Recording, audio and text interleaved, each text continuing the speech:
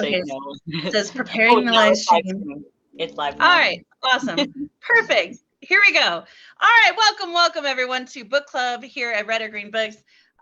Technology is not our friend today, but hey, we're used to adversity. We eat it for breakfast.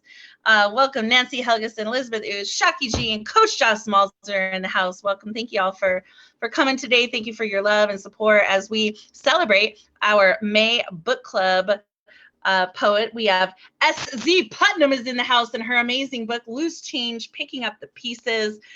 We're going to talk with S today. We're going to hear a full feature set from her. It's going to be great. So strap in. Don't go anywhere.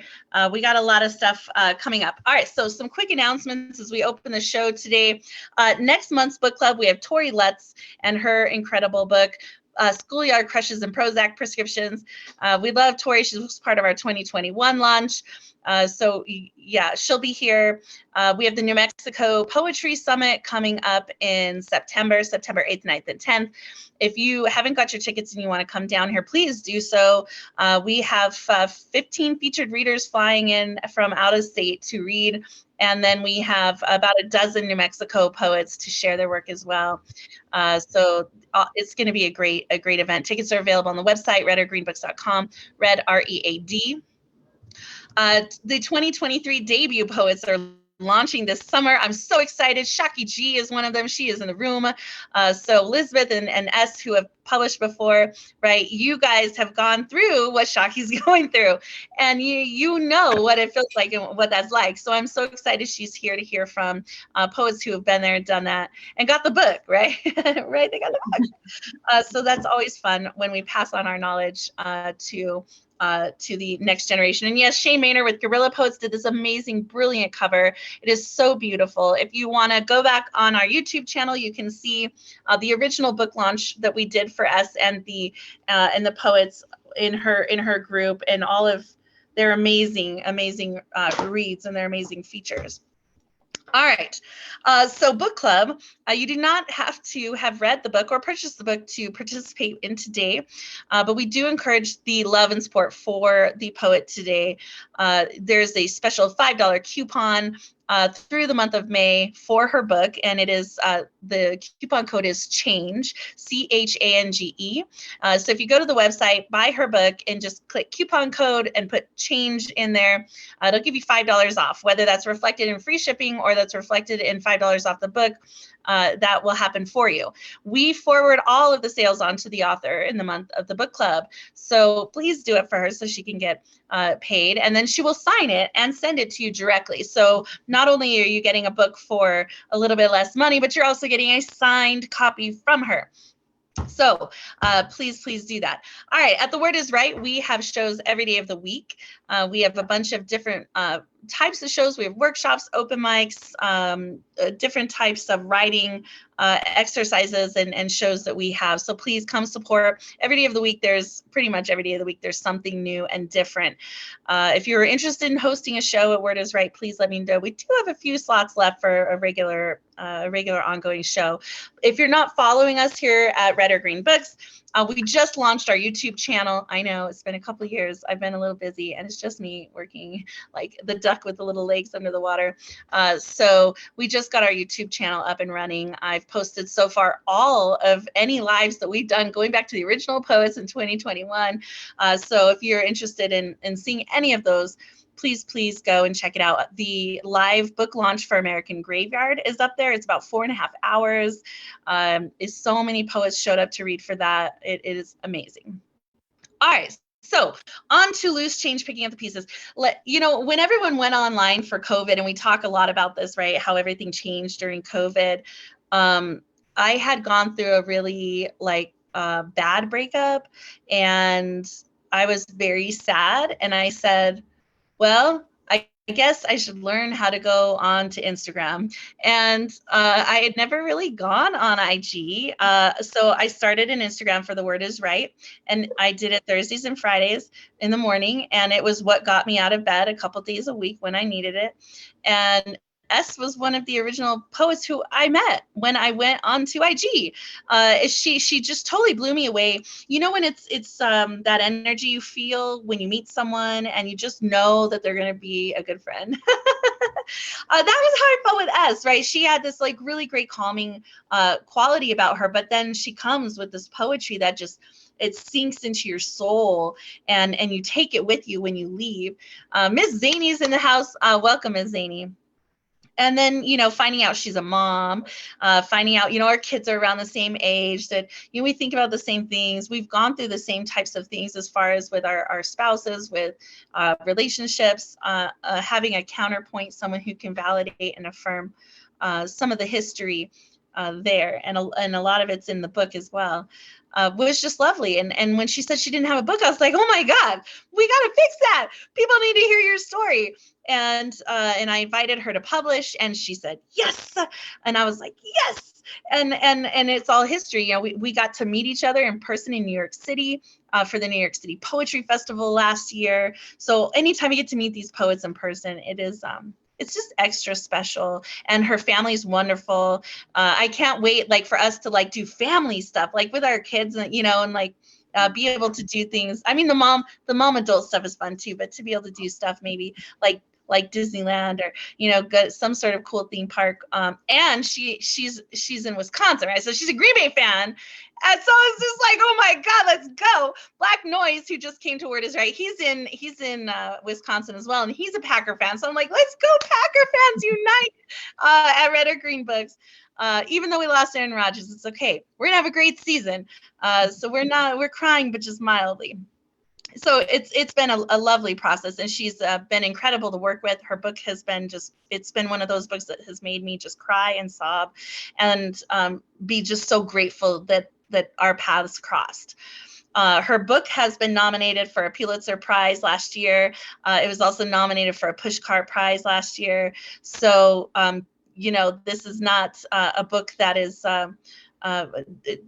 nilly-dilly. It's a really an incredible book to add to your collection. I always tell people buy two books and give one away, because I guarantee you there's a woman in your life who needs this book. Straight up, they're not just necessarily a woman, but there are people in your life who need this book. But as women, as moms, as wives, right, being able to relate to her story. So S, I invite you to kind of share a little bit about, the process, the book, how it came to be, anything you want us to know before we dive into your feature today. Yeah, so this it wasn't intentionally my first book, but it was all I could write about during that time frame, because I was going through extreme trauma with my relationship, and this is a man I had loved for more than half my life. And so going through that, I found writing again, and actually poetry is new for me. Growing up, more short story, essay were my thing, but I was newly a mother of 3, and this happened during COVID. So I was like, what can I write that I could actually finish? And wasn't going to be a novel. And I'm like, oh, let's try poetry. And it was so healing. And it felt so natural. And running into Marissa and so many of the amazing poets I found on Instagram, we have such a wonderful community on there. It really just helped me become a better writer. So did you want me to go ahead and start? Okay, so I'm a dark poet. Well, I'm gonna read a couple of reviews from the back of your book, and then read your bio to introduce you. Yes. But it's just amazing, and yeah, we're gonna keep going. I'm super excited. I got to turn. I'm in a little bit of a darkened area, so I'm gonna turn my little flashlight on. Yeah, the back of the book is full of reviews, and there's so many reviews printed inside of the book itself if you are wanting, more reviews. And I think that the $5 coupon code is so special because I guarantee you the best book you're going to read this year came from Red or Green Books. Like I'll guarantee you that. The best book you could have read last year came from this press. This could be the best book that you read. So, getting that $5 off is allows people to kind of slowly collect some of these books over time and add to their library. This definitely needs to be in your library. I'll read a couple of reviews from the back. This is from Sean Fitzpatrick, aka Ragged the Poet. He's a published and award-winning poet. In Loose Change, Picking Up the Pieces, the raw, unadulterated honesty of the poems ushered the reader on a journey through the trials of life. Through direct, lean phrasing and an elegant structure, this book is a juggernaut of heartbreak, unrequited love, and introspective soul searching. Loose Change is an unflinching examination of turmoil in the human inner landscape. This is by Tomas Colon. He's the author of The Passing of Time and The Looking Glass. S.Z. Putnam has weaved a wondrous collection of poetry and prose that gently caress and awakens every emotion of the human experience. Every verse beautifully expressed in genuine honesty that invades the senses with the kind of vulnerability that draws you in and makes you feel like you are not alone. With every turn of the page, this beautiful collection became a journey in which I caught a glimpse of my soul in her brilliant piece, The Stone Collector. This brave collection of poetry and prose instantly became a favorite. And I will read S's bio from the book. Of course, you can find not just this book, but you can find S's bio, links to her handles, everything on the website as well.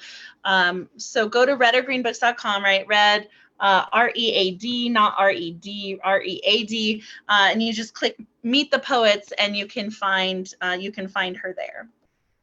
S.Z. is a Hmong American writer from Wisconsin. Her works are composed from her life experiences. She also pens under E.Z. Putnam. Her Instagram is SESSZ Putnam, and on Facebook. Her quote, "I have hidden myself for far too long from fear of being different due to cultural and self-imposed restraints.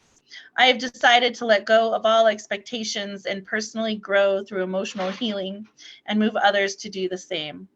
No one person should have to manage trauma on their own." S.Z. has had a love affair of writing her entire life and was always consuming works of literature in her youth. She continued writing in college and thrived while expressing herself through her words. After trauma in her personal life, she stopped writing and only recently resumed, this time with poetry. She has found poetry as an insight to her mind in helping her navigate her healing journal.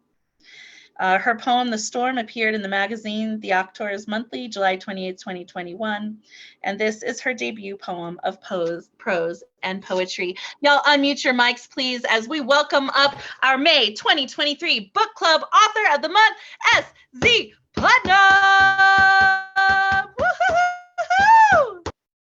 Woo!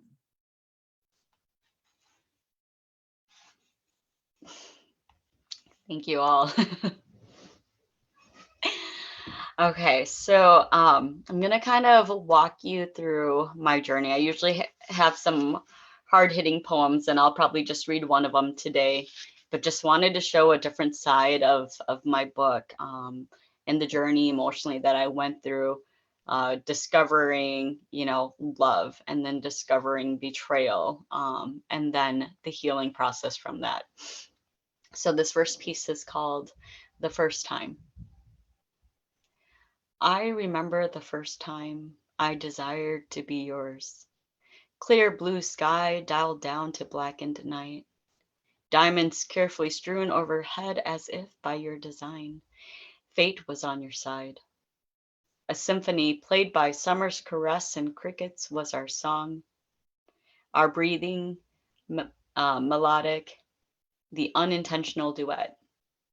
The flesh of my arms, my neck, my face flushed scarlet.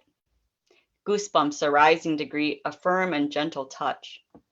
Your hands held mine with an unfaltering strength while ironclad arms housed me in their haven. The language of your body burned a hole in my defenses. Charcoal eyes blazed with an uncontrollable fever. Unspoken words promising me forever. It was a single night of anticipation and longing for our souls to speak in harmony, you and I welcoming the sound. And then this next piece, nothing. I love him. I love him beyond anything I ever believed I would get in this life.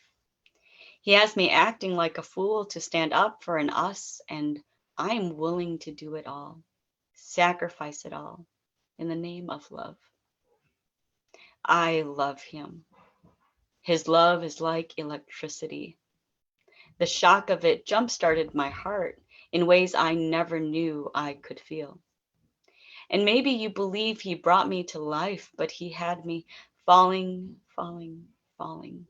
head first into love instead. I love him. For me, there is no doubt. There is nothing in life that can go wrong, as long as I have him by my side, and as long as he has me. Nothing.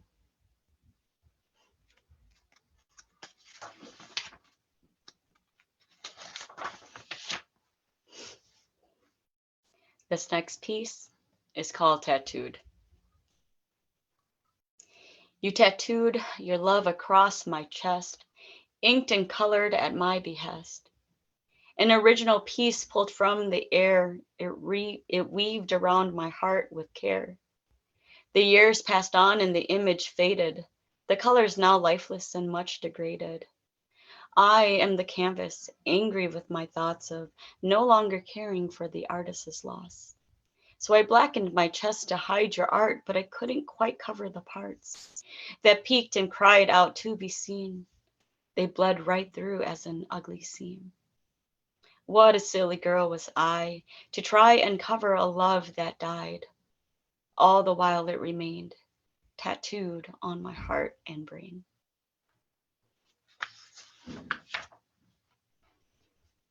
And then this next piece is called Falling Stars. I used to love you as if you were the sun, and I, a twin soul from another galaxy.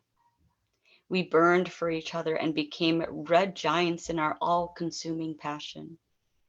Our desires matched in a raging inferno, burning, burning, burning, burning up. We have been aging for eons now, it seems, our fires abating. No longer twin souls, but nemesis, engulfing all as our fires brace to perish. Perhaps it is better to dream we become the fallen stars that others wish upon, hoping for a fevered love like ours once was.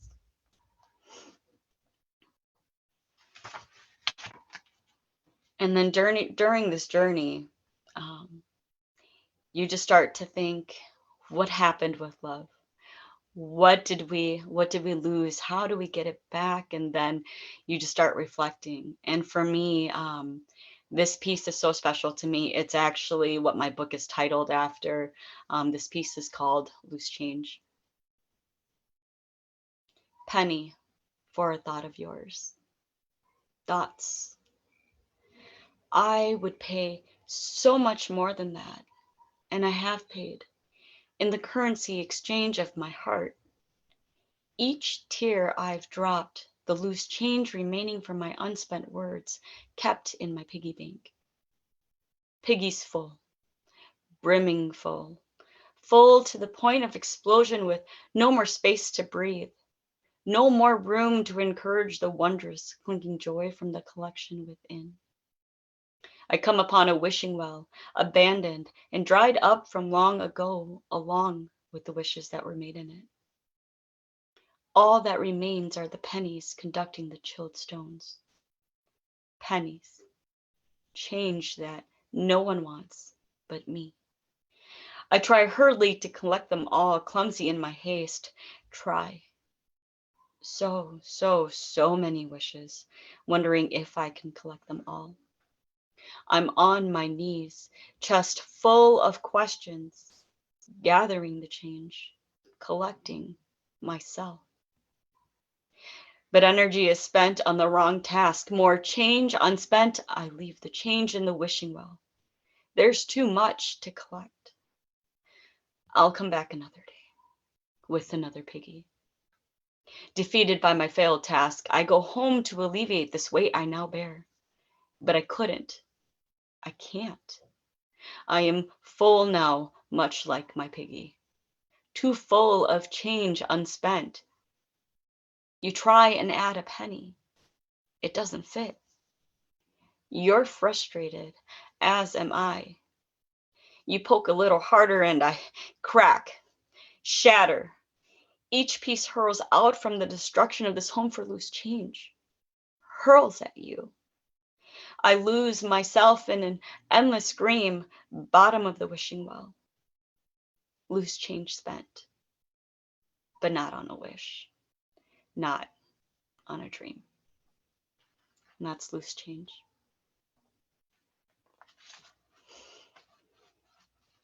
And then the thoughts that start coming in. This piece is called Insignificant. And I usually am a short poet, so some of these pieces are really short. I am insignificant, especially to you. When I am gone and my spoken words evaporate, when words penned have faded, who will remember me? And it comes in torrent waves, these doubts that come crashing in. At its very peak, I am unlovable to the one I love.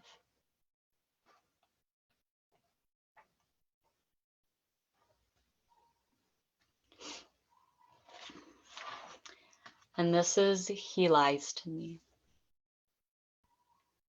He lies to me. And he doesn't think I can tell. It's in the way he looks at me and he doesn't see me. It's in the way he speaks to me, but he doesn't converse. It's in the way he touches me without connection. I know he's lying. He just doesn't know. I know. He lies to me, and all I can think of is how scared he must be, keeping his fears to himself, keeping the doubts crowded about. He hides from me as if I have not encountered his demons. They chase me relentlessly in the light of day and also in my dreams. He shields himself from facing pain and he thinks it's not visible on the lines of his face. They are screaming to be seen. It is torture for me. It is so apparent to me, his pain, and yet there is nothing I can do for his self-imposed shame.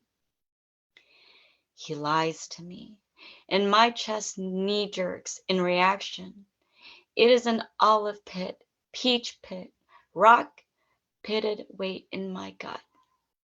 We are both alone, banished to separate quarters of doubt by his choosing, and I cannot break the walls that lean in to suffocate me. I cannot gut the leaded chains connecting stomach and heart, though it is what I need. We need. Alone, lonely, suffering, pain. He lies to me, and I wonder of my remaining days, will this pain be all my mind retains?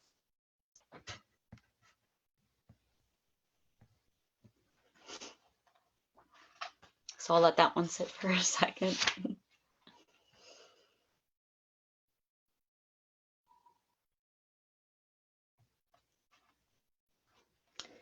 And then this piece is aptly titled, What's the Matter with Love? The words are there as if etched in on glass, beautiful in its promise, fragile in its design. Or maybe it's more like the words are there, like the buds on the tip of your tongue, I can almost taste it, though I can't. The I love you, the I love yous. They appear to vanish as quickly as their formulated sounds. If my heart were a balloon, perhaps I could siphon the air from your lungs to keep it afloat. The air is hot enough. The air is hot and the words are forged in fire. Can we temper our love like weapons? Wield our hearts so as not to shatter from the pressure? Or will we go up in the flames, consumed like the matter, keeping love alive?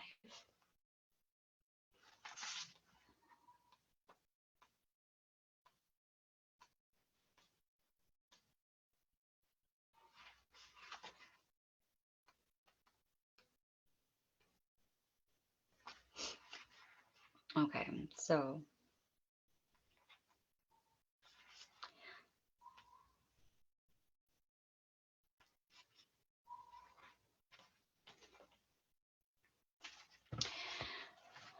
this next piece is called Love is Blind.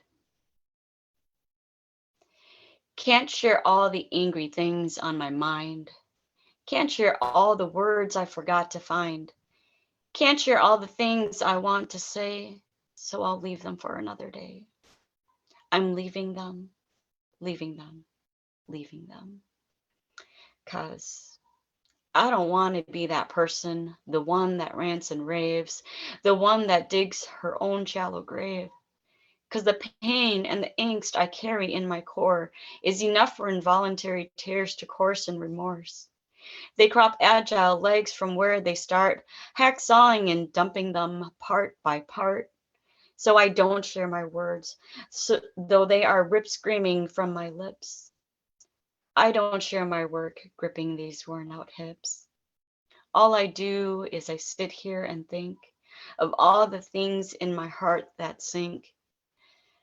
Blink, blink, push to the brink, and I slowly let it settle in all the all the mistakes that I ignored, silently wishing for so much more. And all the things I shouldn't have said, I'm all over the things and the way they were expressed. And still I did nothing to move my steps, to hasten myself down the darkened path, because to do so would have been to leave you behind. But I guess that's fine, because they say love is blind.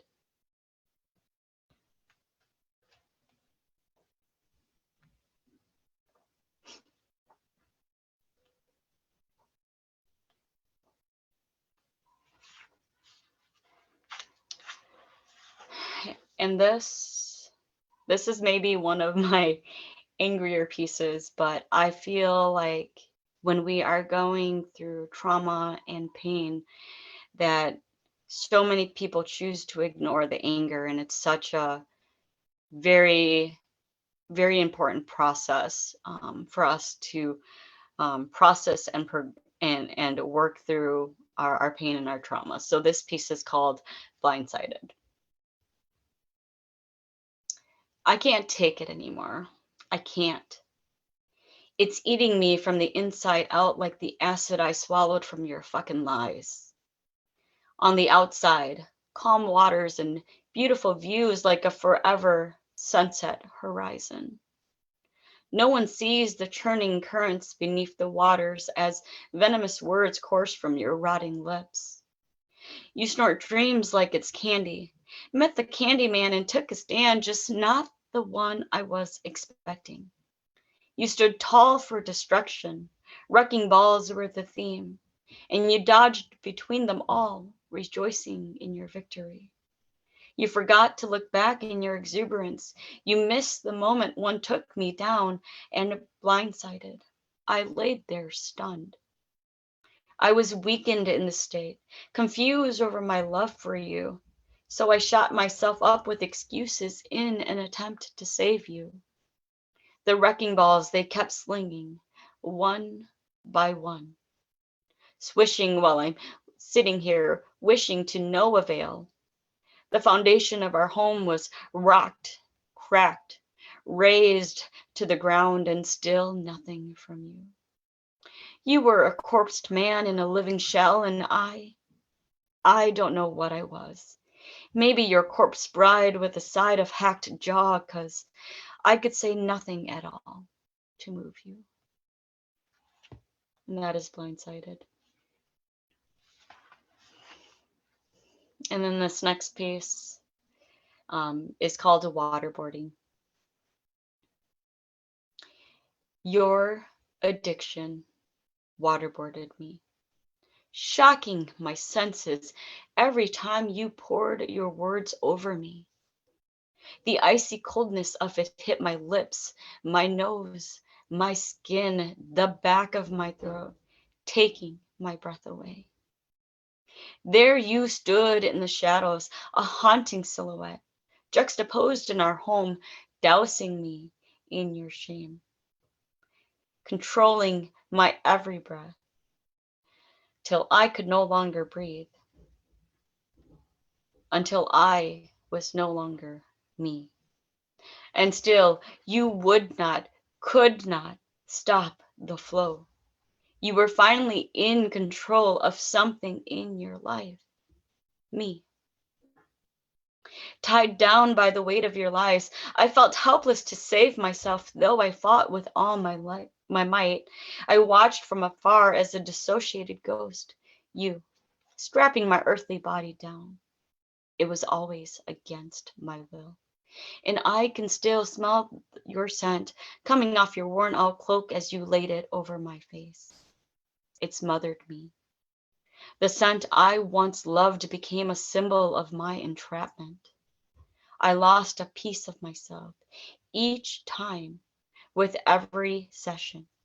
You drowned me on and off again, endlessly, and all for a few minutes of bliss, of heaven. What a price to pay for a false sense of joy, for peace. My heart was bartered bit by bit, and now that you want it back, there may be nothing of it left for you.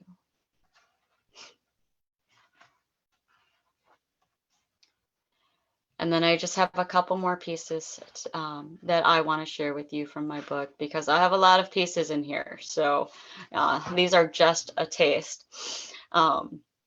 This next piece is called House of Cards. And I believe this is just kind of moment that it happens where you just decide enough is enough. So this is called House of Cards. There's this house of cards that's been built. It's been stacked tall and wide with secrets built into each card, each room, and locked inside. I am dismantling this house one card at a time, and watch as you scramble to rebuild. Game over. No more games to play for this house of cards. Just steady hands, steady feet, steady lungs that fill with need. And when this breath is finally released, this whole house will fall into a scattered pile that I will douse with gasoline. And when dancing flame meets sweet suffocating scent, this deck will be naught but ashes. And if you want to rebuild, you will have to find another deck. And that is House of Cards. You know, when we go through this entire journey and everybody asks, you know, isn't it just so much easier to walk away? And we find that it is not as easy to just walk away. So this piece is called The Forest. And honestly, it's hard to walk away when you still love someone. So The Forest. The forest of our lives is nothing but our words, planted as seeds and nourished by the sounding repeated breaths used to create it. These seeds took root in our lives and in our minds, growing and growing and growing. Your words and mine growing. This forest does not belong to you, does not belong to me. It is intermingled by the vines of our design from the beginning of time, and we will never be set free. We cannot deforest our forest without taking us both down. We cannot burn the branches, stopping us from tracking each other around. But we can plant new seeds from different trees with root systems deeper than our peace.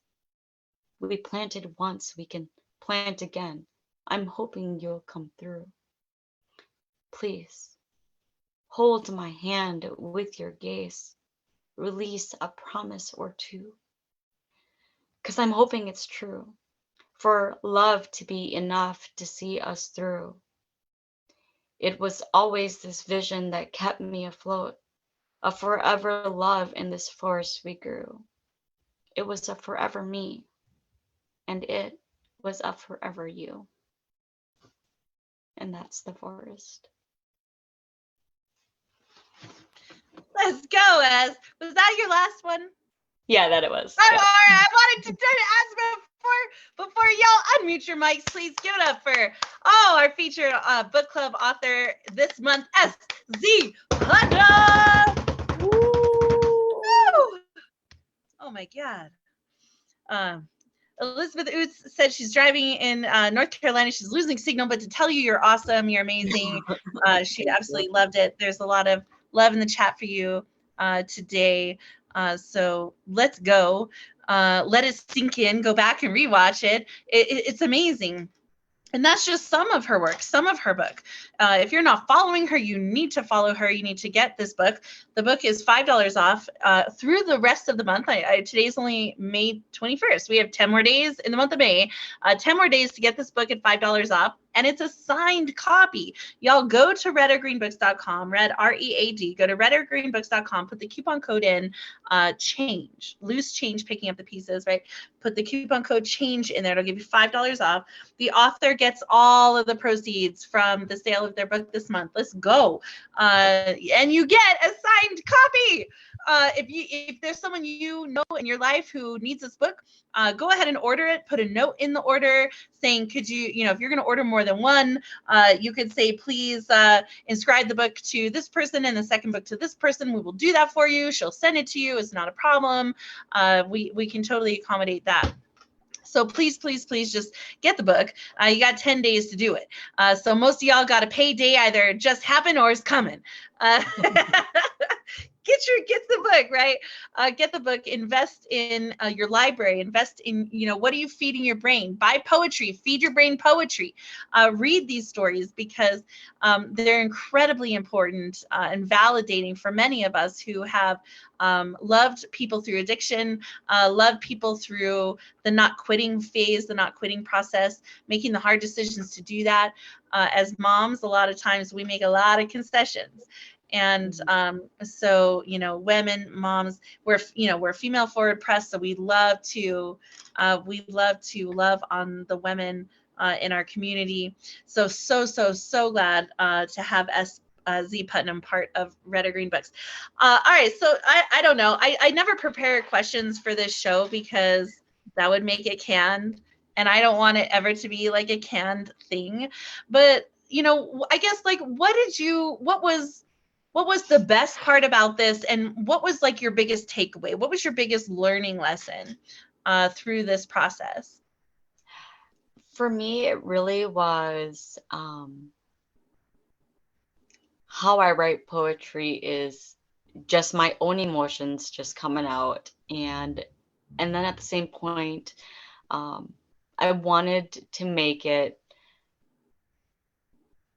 easy to comprehend for people who aren't so well versed in poetry, because a lot of people read, but they're not well read when it comes to digging through the additional layers of poetry. And I just know how alone I was during this journey, and all of the thought processes that individuals like me go through, where where you feel like you're alone. And that's what addiction does. It doesn't just separate the person with the addiction to be on their own. It separates their families to feel like they are alone. And that's why addiction is so powerful, because it segregates people who are supposed to be part of a community. And now everybody feels like they're doing it on their own. It creates more secrets, it creates more lies. And so for me, just writing it was, how do I get my point across in a way that isn't so complex that other individuals can read it and relate to it? And I wanted to also trigger people. I wanted to trigger them to heal, because I made the decision after I wrote this book, to really think about, what is it do you want to write about? You know, what do you want to be your theme? And I want my theme to be healing. I mean, because as a community, there's so much trauma, there's so much generational trauma. Um, and I just want to be an advocate for people to start that healing journey, because um, not everybody can make art out of grief, but if you can, why not?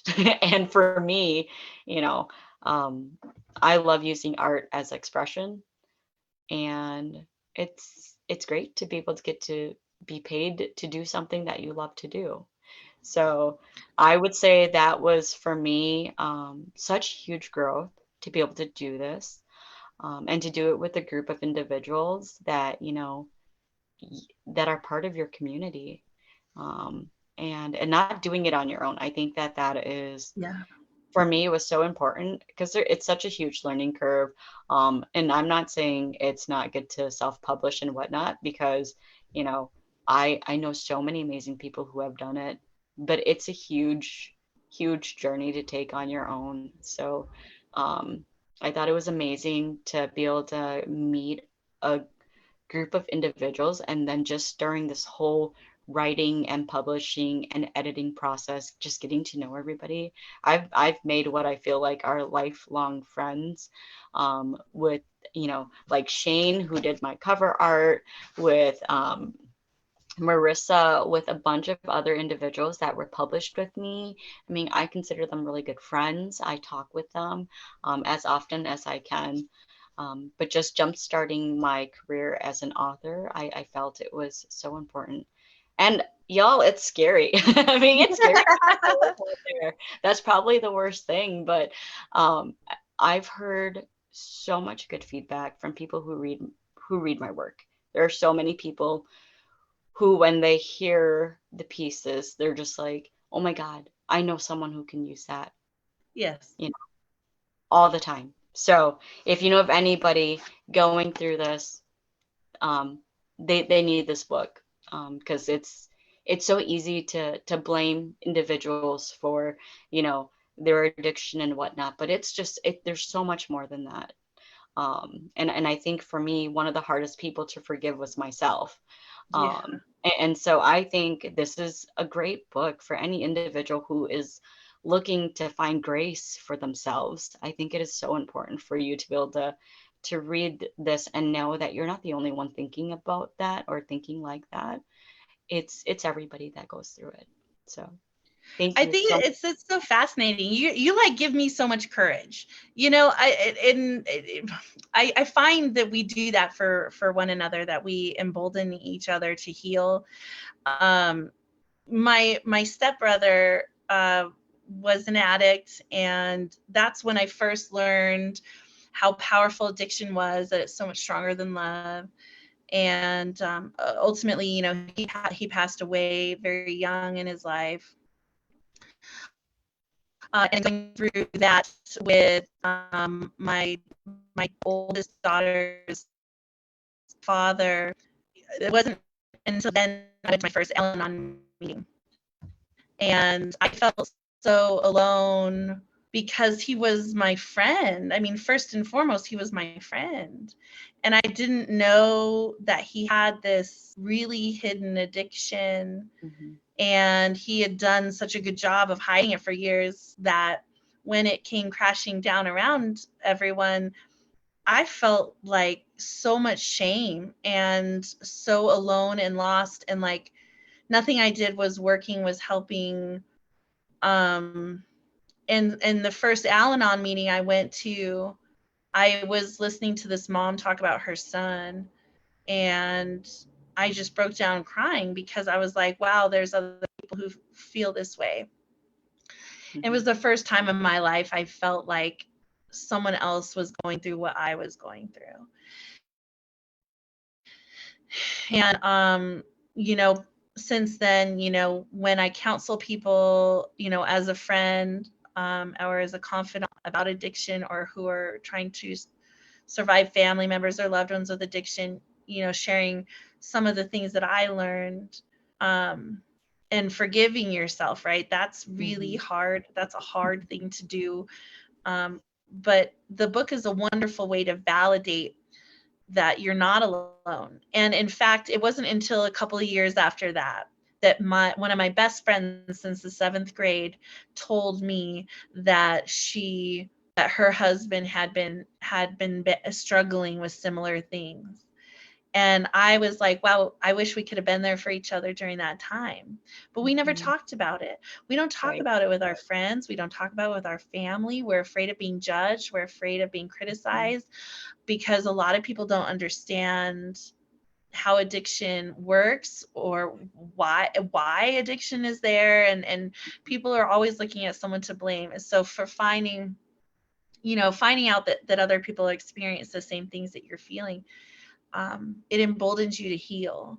And Essa's book definitely does that, and her friendship does that, and her story does that, and meeting her does that. And I'm really blessed that she's in my life. And I'm not gonna but I get all misty-eyed because these are things that are deeply personal to us as women, as people, as but as poets, and we put it all on the page, and she does a very good job of that.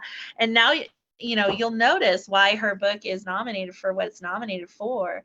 And it certainly is it's a wonderful collection. So if you know anyone who maybe needs that sort of validation and love and support, you should get a copy for them. It was not easy for her to do what she did and put it all Mhm. on the page, but I hope it was cathartically healing for her. It was. It absolutely was. I think it was just getting the conversation started, and now that we've been going, um, now that my husband's been in recovery for the past year and a half, it really is for me. I still love to go back and read the pieces because it Yeah. just shows me how much growth there has been in our relationship and in myself as a person. Because I've been telling everybody this: recovery sucks. Recovery sucks, and sometimes it feels like nothing's changed. But I go back and I read those pieces, and it's a reminder that we are not where we were, and and how amazing it is to see growth. And not everybody has the same story, but growth wise, we can we can learn to forgive, and we can learn to move on, and we can still live and dream and start going for things that we want in life, and addiction doesn't have to take us down with it you know One of the things I was thinking about while you were talking, which is very interesting, right? So we look back at our work even a couple years ago, and we're like, wow, I've done a lot of growing since then, right? All hmm poets do. What doesn't change is the publishing process. So I'm so excited, for poets who publish their next book and their next book, because even though the poet grows and the changing grows, the publishing process doesn't really change all that much. And oh, my youngest is here. All right, so I'm gonna have S tell us what do you think your big takeaway is, and I'm gonna let her in the house real quick. my biggest takeaway, I guess, from the publishing process, the editing. The editing, I'm sure everybody will tell you, but editing is one of the hardest things to kind of go through, because you're literally sitting there and combing through areas, and just finding out what what really needs to be there and what doesn't need to be there, um, and how can I change this without changing myself? For me, I felt the editing process, as difficult as it was and as time consuming as it was for me, um, I felt it my growth boomed after that. Because I fine comb, like put a fine comb tooth through everything. And then midway through, I was like, oh my gosh, I think this is my style. And then that discovery I thought was super, super important. And you're probably gonna hate you're probably gonna hate the editing process if you're going through it right now, but be open to it because I think there is so much growth that can happen through the editing process if you allow it to. Because I feel just from my first manuscript to what was published, I felt there was immense growth um, in my writing. Yeah, I absolutely agree. I love it. Like I usually tell poets, just turn in what you got, put it in an order, and just turn in what you got, and then we'll go through it and we'll polish and sharpen and buff and edit, and all the sparkly, fun glitter stuff gets to happen after that. But you gotta just get it assembled, get it turned in, because that's the hardest part. Once you got that done, you're like 90% there. But yes, it's absolutely lovely. It's so wonderful. I'm so glad that you came and you did book club this month. So the month of June is going to be Tori Lutz and Schoolyard Crushes and Prozac Prescriptions. Get S's book, Loose Change, Picking Up the Pieces, nominated for a Pulitzer last year, as well as a Pushcart Prize. And all of the reviews for her book, not all of them, but many of them are on the website as well. You can buy the book with the coupon code CHANGE. You can find her bio. You can find the reviews on her book. Everything about this book is on the website. Follow her, ESS Putnam, Instagram and Facebook. S, is there anything that you would like to close with? Any announcements? Anything you got coming up you'd like to share? Oh gosh. If you're not finding me on Instagram being active, it's because I've been hustling locally, going to events to share my work. And I've also done, presentations for groups or businesses for their employees, just talking about, mental health and how to start getting help, like how to start that, how to build community and ask for help when they need it. So things like that I'm doing more locally to change, to start off like the healing within my community and hopefully take it to a grander scale. So I am busy. Great. I am working. I hope you all follow me on my journey. I'm trying to follow all of you as best as I can. So that's why I'm absent. But I am so happy that all of you were able to join me today. I'm so excited. We're looking at putting getting a booth at the Las Vegas Book Fair in October. So if anyone wants to come and hang out with us, we'll be in Vegas this year instead of New York City. So I'm so excited. Maybe we come to Vegas. Let's hang out. But otherwise, thank you so much, SZ Putnam. Y'all can unmute your mics. Give a big round of applause for our May Book Club Author of the Month, SZ Putnam. Coach Shaw Smalls, let's go. All right, visit us, Word is Right, Red or Green Books, Facebook, Instagram, YouTube. Check out our pages. Please like, share, subscribe, and follow. I will see all of you beautiful poets next month at the June Author Book Club Author Talk. It's the third Sunday of the month, 1 p.m. Eastern, and we'll be back with Tori Lutz. Otherwise, thank you so much for being here. As peace and blessings, kiss your babies, give your family a big hug. Thank you so much for being part of this press. For coming out today and sharing a little bit of your soul. So much love. I can't wait to see what you do next. Thanks, guys. Bye. Bye, everyone.